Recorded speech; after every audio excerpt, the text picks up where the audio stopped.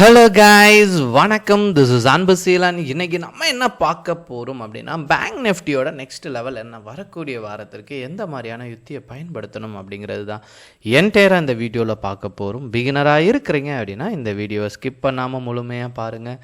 Education பர்பஸ்க்காக என்னுடைய Telegram group, WhatsApp குரூப்பில் இணையனும் விருப்பம் உள்ளவங்க டிஸ்கிரிப்ஷன் பாக்ஸில் லிங்க் கொடுத்துருக்கேன். அந்த லிங்க்கை பயன்பெற்று கொள்ளலாம். இப்போ நம்ம வீடியோக்குள்ளே போகலாம். ஸோ வீடியோ பார்க்குறதுக்கு முன்னாடி ஒரு சின்ன விஷயம் ஷேர் பண்ணிக்கிறேன். வீடியோ பார்க்குற எல்லோரும் வீடியோவுக்கு லைக் பண்ண மறந்துடாதீங்க. அதே சமயம் டிஸ்கிரிப்ஷனில் கொடுத்துருக்கிற டெலகிராம் லிங்க் ஒர்க் ஆகலை அப்படின்னா ஜேபிஏ தமிழ் ஷேர் மார்க்கெட் அப்படின்னு சொல்லிட்டு டெலகிராம் சர்ச் பாக்ஸில் சர்ச் பண்ணுங்கள். என்னுடைய ஃபோட்டோ இருக்கும், அதுதான் நம்மளுடைய குரூப். சரிங்களா? ஓகே.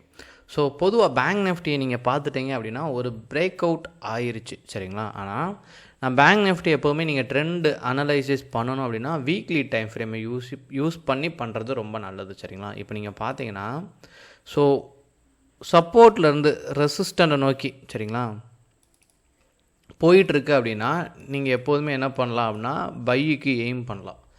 இப்போது ரெசிஸ்டன்ட்லேருந்து சரிங்களா, இந்த லெவலில் இருந்து ரெசிஸ்டன்ட்லேருந்து சப்போர்ட்டை நோக்கி வருது. சரிங்களா? இன்னொன்று நீங்கள் ஹோல்டிங்கும் எடுத்துகிட்டு போக முடியாது. ஏன்னா நெஃப்டியில் மேஜரான கம்பெனி பாசிட்டிவ் சைடில் இருக்கிற. சரிங்களா? ஸோ நெஃப்டி வேறு மாதிரி ரியாக்ட் பண்ணுது, பேங்க் நிஃப்டி டவுன் ட்ரெண்டில் இருக்குது. அதனால் வரக்கூடிய வாரத்துக்கு இந்த ஹோல்டிங் அப்படிங்கிறத அவாய்ட் பண்ணுங்கள். இன்ட்ராடே பண்ணணும் அப்படின்னு நீங்கள் நினச்சிட்டிங்க அப்படின்னா உங்களுடைய லெவல் வீக்லி டைம் ஃப்ரேமில் வச்சு யூஸ் பண்ணுங்கள். 52,570க்கு மேலே போனால் கால் ஆப்ஷன் பையும், அதே சமயம் 50,400க்கு கீழே வந்துச்சு அப்படின்னா புட் ஆப்ஷன் பையும் போகலாம். இதுக்குள்ளே ட்ராவல் ஆகிட்டுருக்கு, இந்த லெவலுக்குள்ளே ட்ராவல் ஆகிட்டு இருந்துச்சு அப்படின்னா ஸ்கேல்பிங் பண்ணுங்கள். அதாவது ட்ரேட் பண்ணக்கூடாதுன்னு கிடையாது. ஒரு 10 பாயிண்ட்டுக்கு இமீடியட்டாக எய்ம் பண்ணிவிட்டு ப்ராஃபிட்டை மேக் பண்ணுறது ரொம்ப நல்லது. சரிங்களா? இன்னொன்று பேங்க் நிஃப்டி அப்படின்னு எடுத்துக்கிட்டிங்கன்னா இன்ட்ராடேயை பொறுத்த மட்டும் நீங்கள் வெறும் சப்போர்ட் அண்ட் ரெசிஸ்டண்ட்டை வச்சு மட்டும் நீங்கள் சர்வே பண்ணிட முடியாது. சரிங்களா? பேங்க் நிஃப்டிக்கு வெயிட்டேஜ் அப்படிங்கிறது ரொம்ப முக்கியம். அதில் HDFC, ICICI, Kotak, axis, SBIN இதெல்லாம் ரொம்ப முக்கியமானது. அதை ஒன் பை ஒன்னாக லைட்டாக செக் பண்ணிப்போம். சரிங்களா? ஸோ ஹெச்டிஎஃப்சியை பொறுத்த மட்டும் ரெசிஸ்டன்ட்லேருந்து சப்போர்ட்டை நோக்கி வருது. ஸோ நல்ல அதாவது அப் ட்ரெண்டில் போகிறதுக்கான சாத்தியக்கூறுமே இல்லை. சரிங்களா? அப்புறம் ஐசிஐசிஐ நீங்கள் பார்த்துட்டிங்க அப்படின்னா ரெசிஸ்டண்ட்டை பிரேக் பண்ணியிருக்கு, பட் அங்கேயுமே சப்போர்ட் லெவலில் சஸ்டெயின் ஆகிட்டுருக்கு. சரிங்களா? இப்படி இருந்துச்சுன்னா இங்கே லிக்விடிட்டி இருக்காது. ஸோ மார்க்கெட்டில் மொமெண்டம் கொஞ்சம் கம்மியாக இருக்கும். அப்புறம் நீங்கள் பார்த்துட்டிங்கன்னா எஸ்பிஐஎன், ஸோ அதுவுமே சப்போர்ட்லேருந்து ரெசிஸ்டண்ட்டை நோக்கி போகுது. அப்புறம் ஆக்சிஸ், அதுவும் சப்போர்ட்லேருந்து ரெசிஸ்டன்ட்.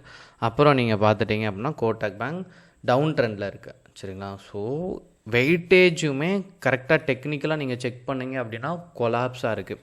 சரிங்களா? அப்போ நீங்கள் பேங்க் நிஃப்டியில் ட்ரேட் பண்ணுறீங்க அப்படின்னா கொஞ்சம் கேர்ஃபுல்லாக பண்ணக்கூடியதான் வரக்கூடிய வாரம்.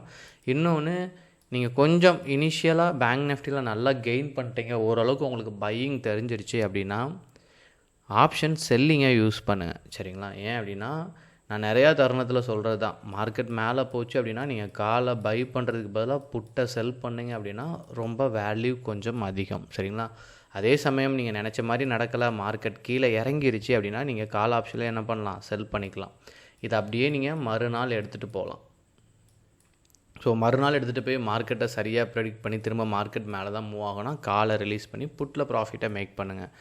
ஸோ ஆப்பர்ச்சுனிட்டியை க்ரியேட் பண்ணுங்கள். ட்ரேடில் லாஸ் அப்படிங்கிறது எல்லாத்துக்குமே இருக்கும். சரிங்களா?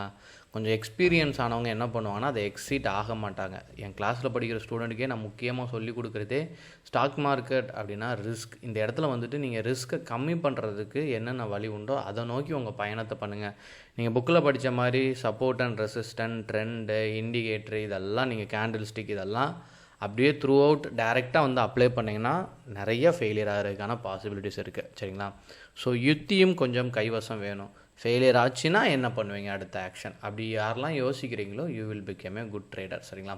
ஸோ நிறையா தருணத்தில் நீங்கள் பார்த்துக்க வேண்டியது ரிஸ்க்கை கம்மி பண்ணுறது தான். ரிஸ்க்கை கம்மி பண்ணுறதுக்கு ஆப்ஷன் பையிங்கை காட்டிலும் ஆப்ஷன் செல்லிங் ரொம்ப நல்லது. ஆப்ஷன் செல்லிங்கில் ஹெட்ஜிங் பண்ணுறது ரொம்ப நல்லது. அதை ஹெட்ஜிங் பண்ணி மறுநாள் எடுத்துகிட்டு போகிறது அதை விட ரொம்ப நல்லது. சரிங்களா? ஸோ நிறையா இருக்குது. ஸோ பேங்க் நிஃப்டியோட லெவல் அப்படின்னு நீங்கள் எடுக்கச்ச ஓவராலாக பார்க்கச்ச ட்ரேடை கொஞ்சம் ஹோல்டிங் பக்கம் போகாமல் இன்ட்ராடேயோ ஸ்கேல்பிங்கோ பண்ணுறது ரொம்ப நல்லது. ஓகேங்களா? எதுவும் டவுட்னா கமெண்ட் பண்ணுங்கள். Okay guys, thank you so much. பாய்.